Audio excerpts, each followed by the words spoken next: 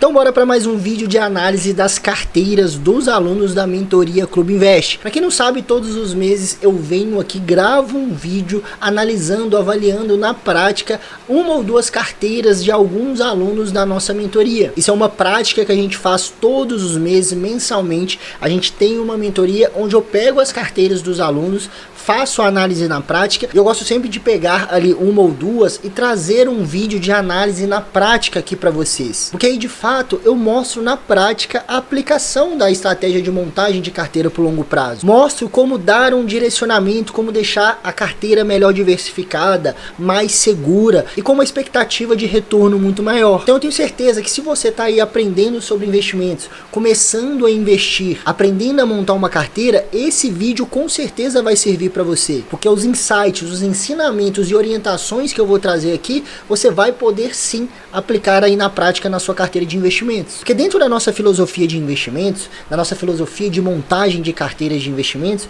a gente investe sim em renda fixa de curto, médio e longo prazo. A gente investe em renda variável principalmente, em ações, fundos imobiliários, em investimentos no exterior, ali em ETFs, stocks, REITs e também em criptomoedas. Então você precisa ter o quanto antes a clareza, o entendimento de como estruturar isso da melhor forma para você. Porque o grande segredo dos investimentos está aí. O quanto antes você aprender a selecionar bons ativos dentro dessas classes e adaptar para sua realidade, mais rápido você vai multiplicar seu patrimônio, mais rápido você vai gerar renda passiva com segurança. E além de trazer essa análise na prática, eu sempre gosto de pegar essa carteira, a carteira de um aluno, e usar como exemplo e trazer mais um ensinamento. Hoje, por exemplo, nós vamos falar sobre os principais setores perenes. Vou trazer aqui exemplos de boas empresas dentro desses principais setores. Então, com certeza, esses ativos que eu vou trazer aqui para vocês serão bons exemplos para que você possa analisar, para que você possa avaliar e ver se faz sentido para você dentro da sua montagem da sua carteira de investimentos. Então, antes da gente começar essa análise na prática, eu quero dar dois recadinhos rápidos aqui para você. Primeiro, eu quero que você se inscreva aqui no canal. Todas as semanas tem vídeo novo aqui para você sobre ações, fundos imobiliários, investimento exterior, renda fixa. Então se inscreva, deixe um like, deixe um comentário aqui também, sua opinião, o que você achou desse vídeo. E se possível, compartilhe aí no seu grupo do WhatsApp, com seus amigos, alguém da sua família que goste do tema, que goste de educação financeira e também está aprendendo a montar uma carteira. O segundo e último recado é para quem quiser conhecer a mentoria Clube Invest, esse direcionamento detalhado na montagem de uma carteira de investimentos. Eu vou deixar o link aqui embaixo para você conhecer os nossos 3 planos, onde a gente ensina do zero, do absoluto zero, mesmo que você não saiba nada, a montar a melhor carteira de investimentos diversificada, em renda fixa, renda variável, em ativos no Brasil e ativos no exterior, onde você possa montar essa composição com extrema segurança. Bora lá, vamos analisar aqui a carteira do Fábio. Primeira coisa que a gente precisa ver é a macroalocação dele. O que é a macroalocação?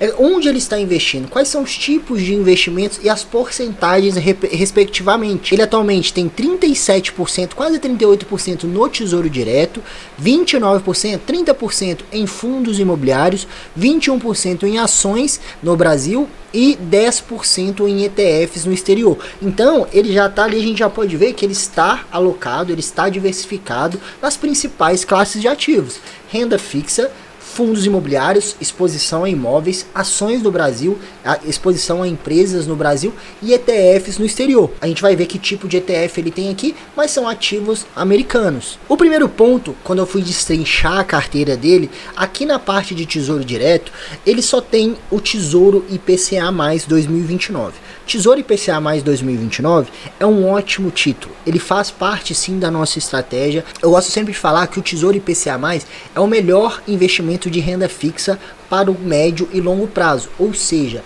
ele é o melhor desde que você leve até o vencimento. No caso aqui do Tesouro IPCA do Fábio, é o Tesouro IPCA 2029. Então, se ele levar até o vencimento, é uma ótima escolha. Por quê?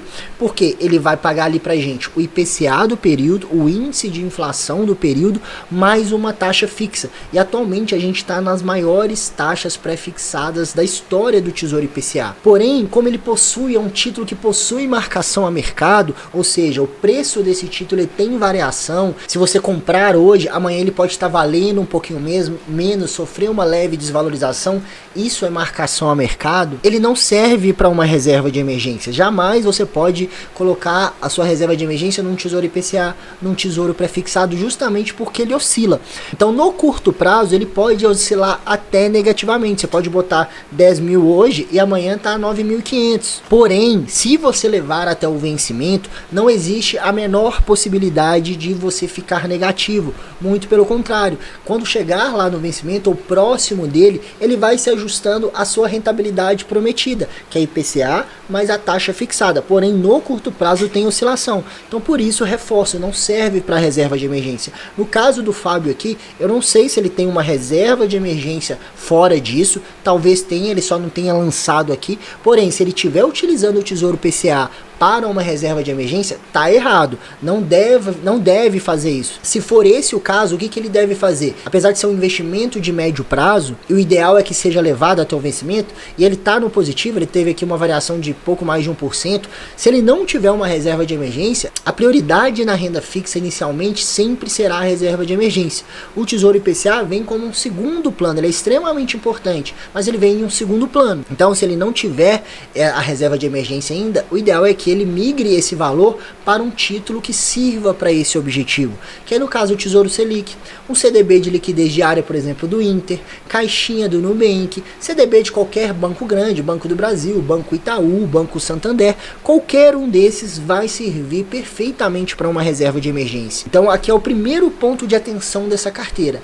É importantíssimo ter o Tesouro IPCA na carteira? Sim, porém a prioridade inicial é um título de renda fixa para o curto prazo, que vai sempre nos proteger no curto prazo, numa emergência, por exemplo, ou no caso de, por exemplo, de uma queda na bolsa de valores, uma oscilação negativa, e você não tem ali uma reserva, você vai ficar extremamente preocupado, porque se você precisar de um valor, você vai ter que vender seus ativos de longo prazo na queda para suprir aquela necessidade de curto prazo que você tem. Vejam bem aqui no site do Tesouro os títulos disponíveis que a gente tem para investir. Tesouro Selic 2028, Tesouro Selic 2031. Esses dois são os únicos que servem para reserva de emergência, que serve para o curto prazo. O que o Fábio tem é o Tesouro IPCA 2029. Veja o quanto ele está pagando hoje. Se você comprar hoje é dia 13 de março de 2025, você vai receber até 2029 o IPCA mais 7,5% ao ano. Pessoal, isso aqui é 7,5% acima da inflação. É uma baita de uma rentabilidade. Para quem está começando agora, pode até achar que não é uma grande, não é tão bom assim. Isso aqui é uma baita de uma rentabilidade, você ganhar 7,5% acima da inflação, de ganho real, com máxima segurança possível. Os títulos do Tesouro são os títulos mais seguros do país. Aí a gente tem outras opções mais longas, Tesouro IPCA 2040, Tesouro IPCA 2050, né, que eles estavam pagando até um pouquinho menos. Porém, pessoal, a marcação a mercado, quanto mais longo for o título, maior será a marcação a mercado. Então, assim, se tiver uma marcação a mercado longa, seu título no curto prazo pode desvalorizar bastante. Mas lembrando, se você levar até o vencimento, não tem chance nenhuma dele ficar negativo, muito pelo contrário, você vai ter uma grande rentabilidade. Mas o problema é que 2040 e 2050 está muito longe. Você vai aguentar? Você realmente vai levar ele até o vencimento?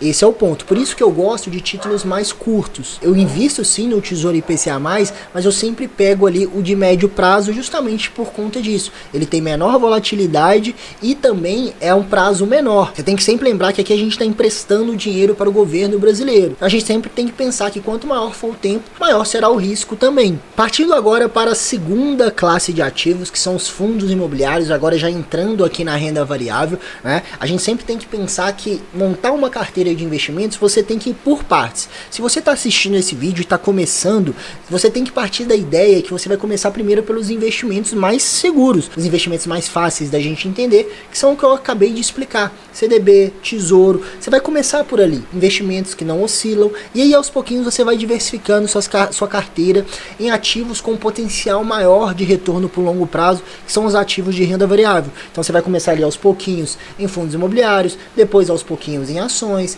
exterior e assim por diante, até você montar e se sentir seguro de ter uma carteira de investimentos completa. Não tenha pressa pressa. A pressa é a principal inimiga do investidor iniciante. Você tem que focar em ter clareza, entendimento na hora de selecionar os ativos. A pressa só vai te atrapalhar, só vai fazer você tomar decisões ruins. Partindo aqui, a gente vê que ele tem 6 fundos imobiliários, tá? Para a fase que ele tá, é um bom número de fundos imobiliários, né? Eu sempre gosto de falar que você vai montando devagar. Você não vai começar ali com 10, 15, 20 fundos imobiliários de uma única vez. Você mal sabe analisar, você mal sabe acompanhar os relatórios gerenciais. Então comece com poucos e fundos imobiliários tradicionais e fundos imobiliários de qualidade. E aos pouquinhos você vai aumentando esse portfólio, aumentando essa quantidade de fundos imobiliários. Eu gosto de uma carteira pronta de fundos imobiliários com cerca de 12, 13, 15 fundos imobiliários, no máximo. Eu já até acho muito, não tem necessidade. Então você vai ter ali 2 em cada um dos principais setores, já é mais do que o suficiente.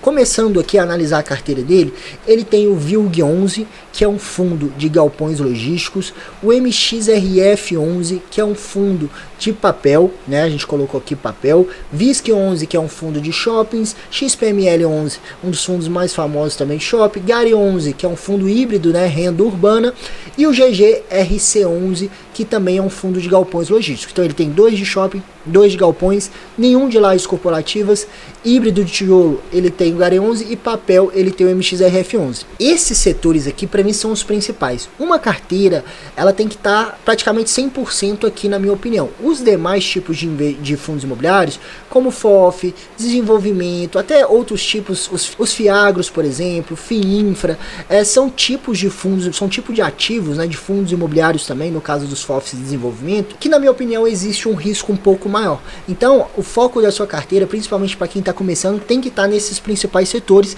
principalmente fundo imobiliário de tijolo, que é o que entrega maior retorno no longo prazo. Então aqui a gente tem 2 bons fundos de shopping, ok, né? Eu acho que para shopping tá bom. Ele tem aqui 2 bons fundos de galpões logísticos, mas galpões logísticos é um setor de fundos imobiliários onde tem ótimas opções e opções melhores, né? Eu gosto muito, por exemplo, do HGLG11, do BTLG11, até mesmo do XPLG11. Então, para mim, na minha opinião, não que esses 2 sejam ruins, tá? São fundos até bons, mas na minha opinião existem melhores opções. Então, assim, não que ele tenha que vender isso aqui, mas ele tem que entender o que, se existem opções melhores, ele pode considerar sim ter essas opções melhores. Ele pode sim considerar futuramente, sem pressa, isso não é urgente, adicionar mais um fundo de galpão ou até mesmo trocar, tirar um desses aqui, colocar um fundo melhor, um fundo mais consolidado, de uma gestora melhor, que são esses que eu expliquei aqui para vocês. De lajes corporativas, ele não tem nenhum. Lajes realmente é um setor um pouco mais complicado, diferentemente de shoppings e galpões, que existem ótimas opções. Lajes corporativas foi o setor que mais sofreu na pandemia. Então, ainda são imóveis que sofrem com uma vacância um pouco mais alta. E eu entendo perfeitamente as pessoas terem um pé atrás um pouco com lajes corporativas, muito em função também da questão do home office. A maioria voltaram para os seus escritórios, mas algumas ainda não. Utilizam ali home office, regime híbrido, enfim. Então os fundos imobiliários de lajes corporativas acabam que sofrem um pouco mais, mas a gente tem boas opções, a gente acha boas opções. Eu gosto muito do HGRE11, por exemplo. Eu acho que vale sim a pena o estudo.